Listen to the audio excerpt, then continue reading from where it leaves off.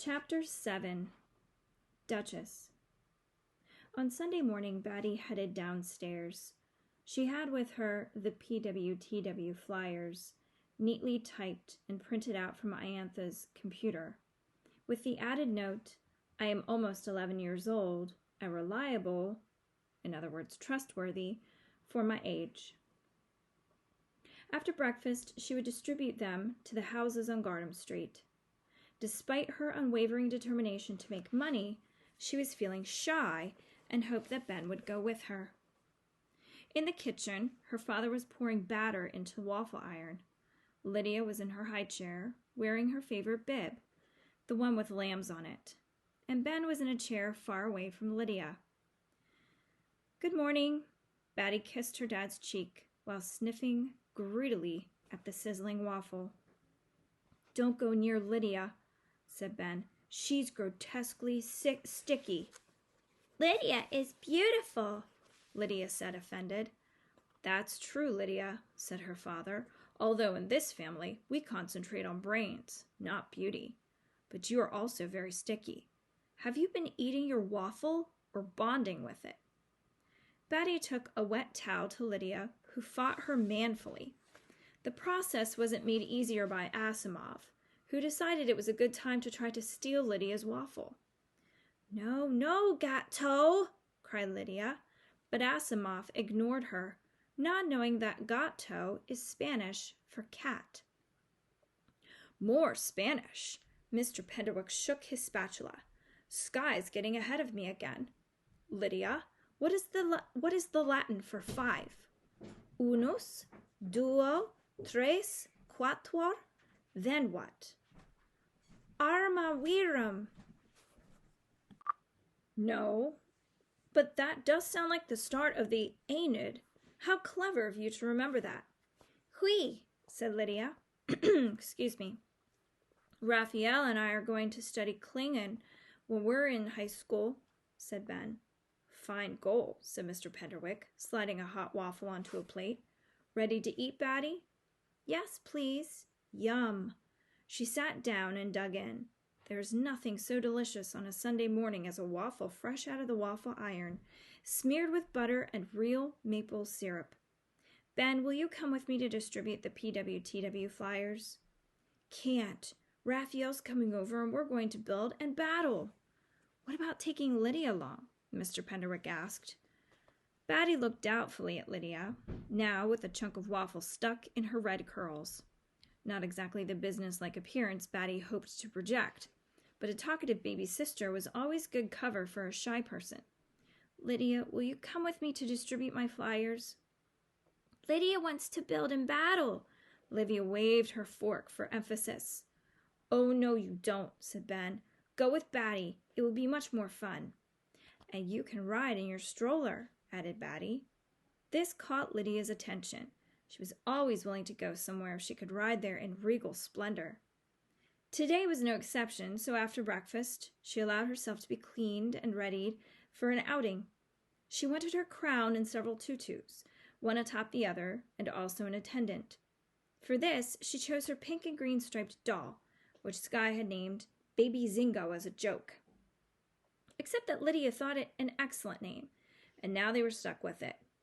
When Lydia and Baby Zingo had at least been loaded into the stroller, Batty slid the PWTW flyers into its pocket and resolutely set out to meet her future. Gardam Street had 10 houses, 5 on each side. Because knocking on 9 doors was beyond her, even with Lydia's company, Batty had come up with a compromise. She would distribute flyers to every house, quietly slipping them into mailboxes. But she must also, to prove her resolve, or firm decision, knock on at least one door. It was tempting to choose the Geigers. Batty had been in and out of their home all her life and had little shyness left for any of them. Certainly not for Nick and Tommy, but not even for their parents.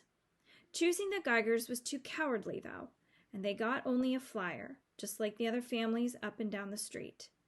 Batty decided to knock on the door of the second least scary family, the Avasians, down on the corner, who were old tiny, and kind, and always had excellent treats on Halloween. Mrs. Avasian opened the door at Batty's knock and beamed.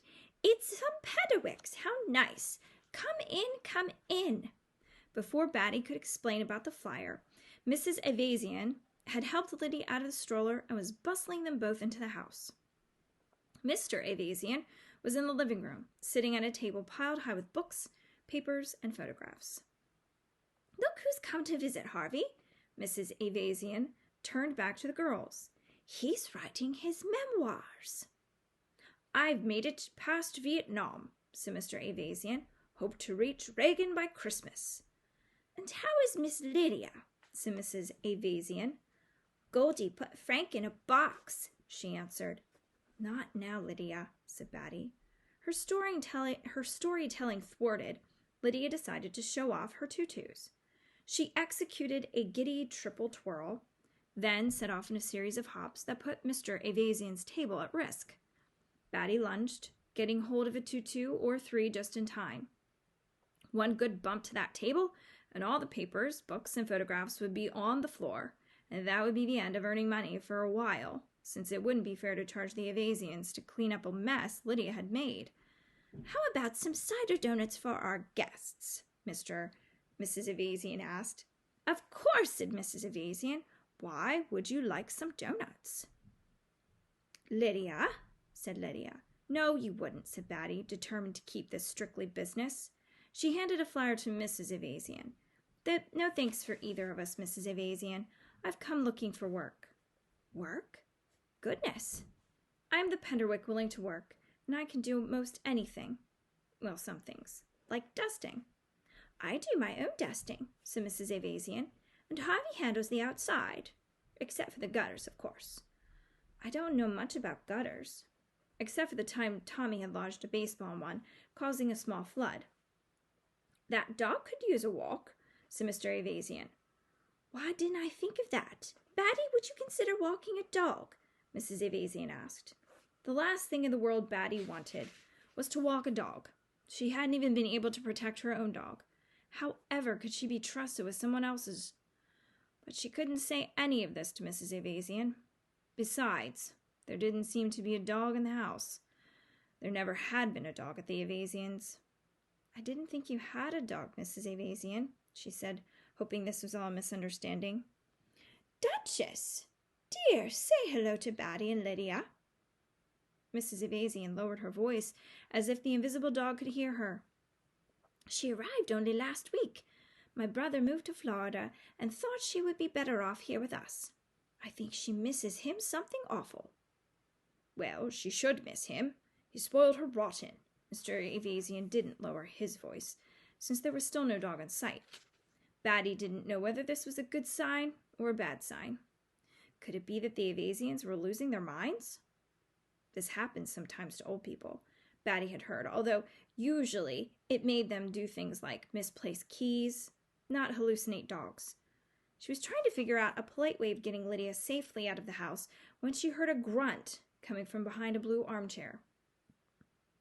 Then, slowly, while Batty and Lydia stared in amazement, an oddly shaped brown animal, like an overstuffed hot dog with teeny legs, dragged itself out into the open.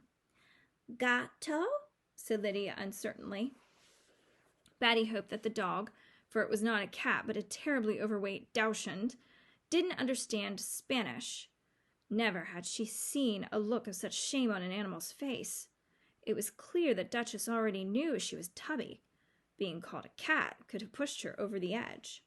"Have you ever met a dog that needed exercise more than this one?" asked Mr. Avasian. "Laziest dog I ever met."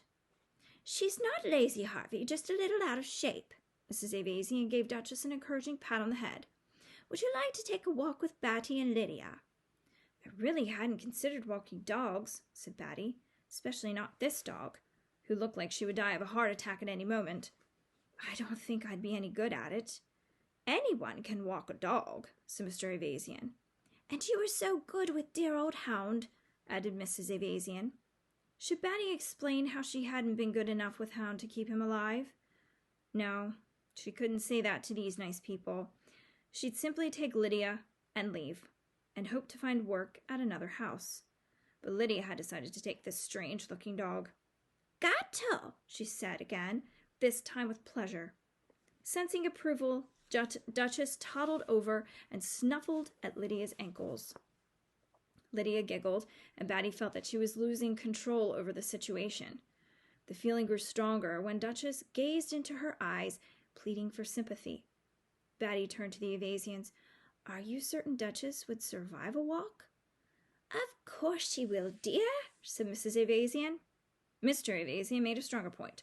"What she won't survive is staying behind that chair for too much longer." "Then I guess we could try." "Wonderful! Now where did I put that harness?" Mrs. Avasian whisked out of the room, and Duchess cautiously lowered herself to the floor, staying there when her mistress returned with the harness, and with great effort maneuvered it around the dog's massive chest. Next, Mrs. Avasian clipped on the leash, and the expedition was ready for departure.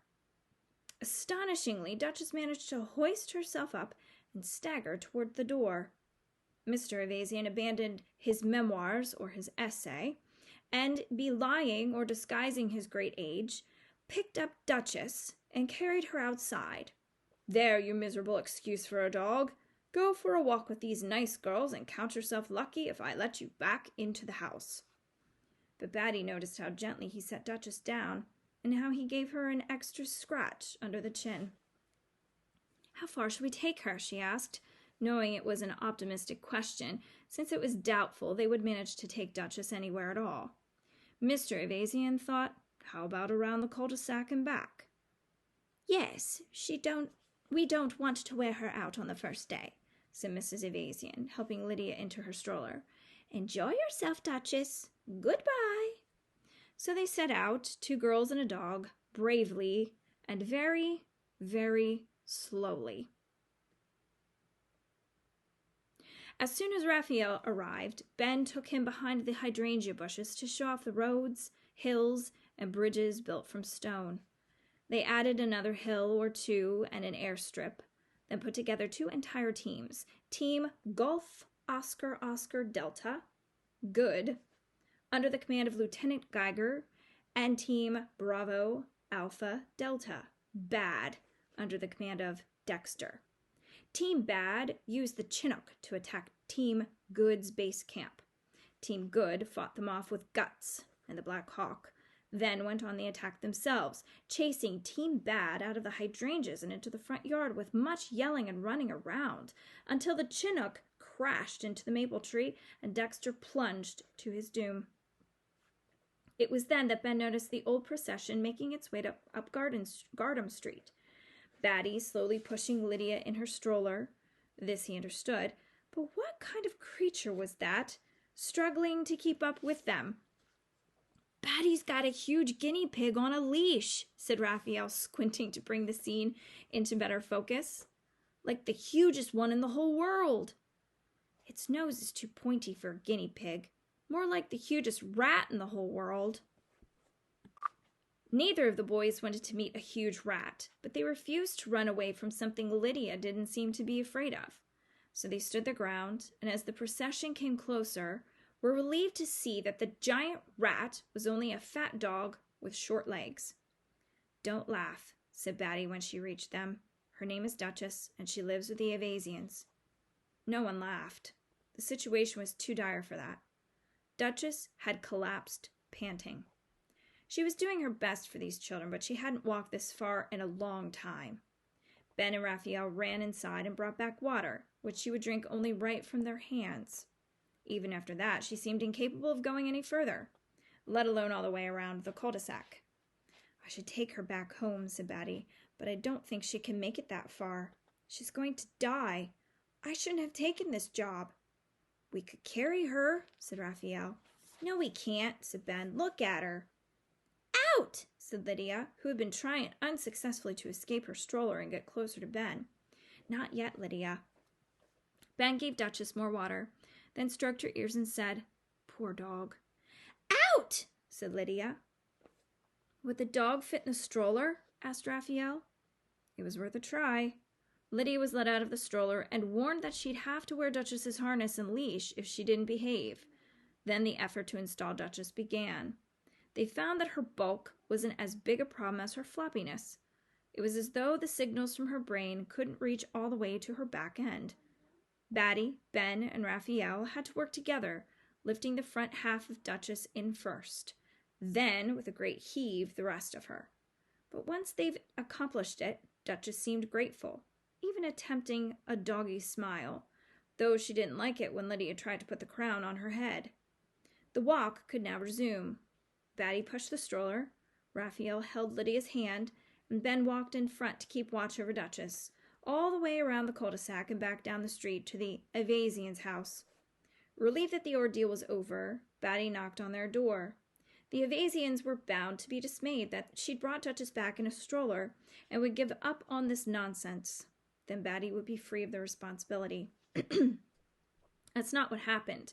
Mrs. Avasian took one look at Duchess and said that she'd never seen such an improvement, and Mr. Avasian tried to put Batty on his permanent payroll with a $20 advance for the coming week. $20!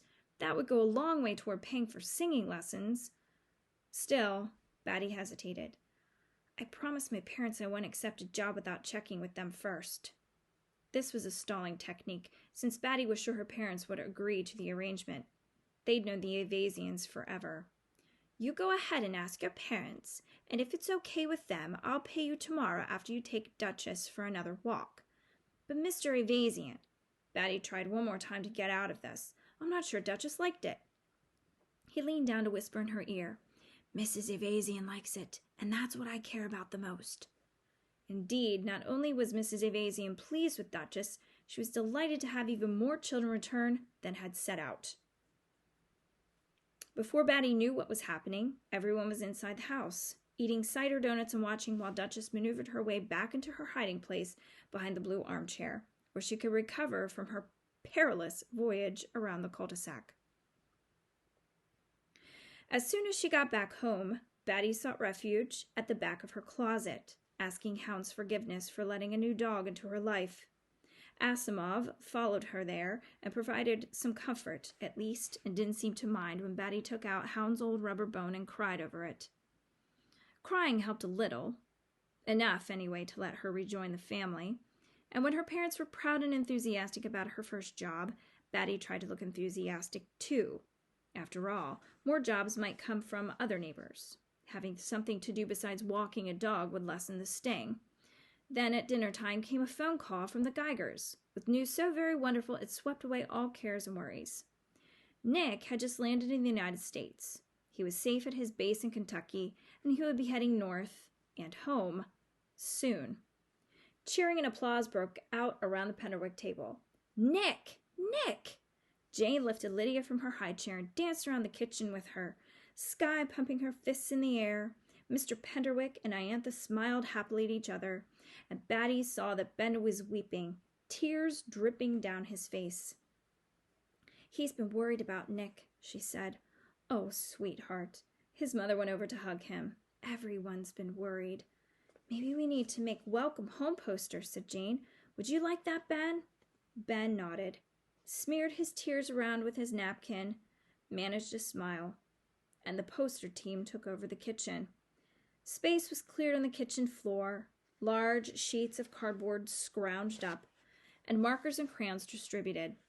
Skye and Jane wrote messages for Nick in giant block letters and gave them to the younger siblings. Over by the refrigerator, Ben enthusiastically filled in WELCOMEHOM and E on one poster. In front of the sink, Batty worked on another, coloring in MISSEDYO and U, while trying to keep Lydia from completely wrecking the letters W and E. After a while, a few of Jane's boys showed up and were pulled into the poster-making business. One was Artie, and the other one was someone new, a French boy named Jerome, who'd only just come to the United States as an exchange student. It took him a while to understand what they were doing, partly because Jane insisted on explaining in French. Nick est sort of un grand frère Qui rentrer? Artie, what's third-person future? I don't know. I take German, said Artie. Nick is a brother? Asked Jerome, who'd understood that much. Oui! Jane was thrilled with her ability to communicate. He's like an older brother, said Skye. Jane, Jerome's English is probably better than your French. But it's good practice for me if he doesn't mind. Mais non, Jerome nodded politely. Jane speaks beautifully. As Jane beamed happily and went on butchering the French language, the rest of them bent to the task. Artie quickly became the star of the group, with his seemingly effortless drawing of a black hawk, declared by Ben to be museum-quality art. If I had paint, I could make it even better, said Artie. Even just some black and white would help. Ben took off to ask his mother if they had any paint in the house and came back with the answer. There was plenty in the basement, lots of cans of different colors. I'll go, said Batty. If regular American teenagers made her shy, one from a foreign country made her want to hide under the kitchen table. This was a good excuse to take a break and gather her courage. Humming High Hopes, a great song for courage gathering, she ran down to the basement and over toward the corner where the paint cans were stored. She seldom went this way. It meant going past the big black oil tank that years ago Skye had said was a child-eating monster. Skye had even given it a name. Han Flagertsen. Though, now that Batty thought about it, Han Flagertsen sounded more like something Jane would make up, so maybe they'd both been in on it. But of course I'm too old now to believe in... Batty stopped, pulling up beside a heap of old bicycles, sleds, and a kiddie pool or two. The bikes and sleds hadn't grabbed her attention. No. It was what was peeking out from under one of the pools. A small red wagon that Batty hadn't thought about in years. Aunt Claire had given it to her when she was 4, and she and Hound had played with it for months after, sharing many adventures. Another hound haunting. Would they never come to an end? Her humming had fled, replaced by a fierce desire to drag the wagon upstairs and hide it in her closet with the rest of her secret treasures. Batty, did you find the paint? Ben was calling from the top of the stairs. Not yet, she answered, catching her breath. You sound funny. No, I don't. I'll be up in a minute. She shoved the wagon back under the kiddie pool and went to get the paint. And that is the end of Chapter 7.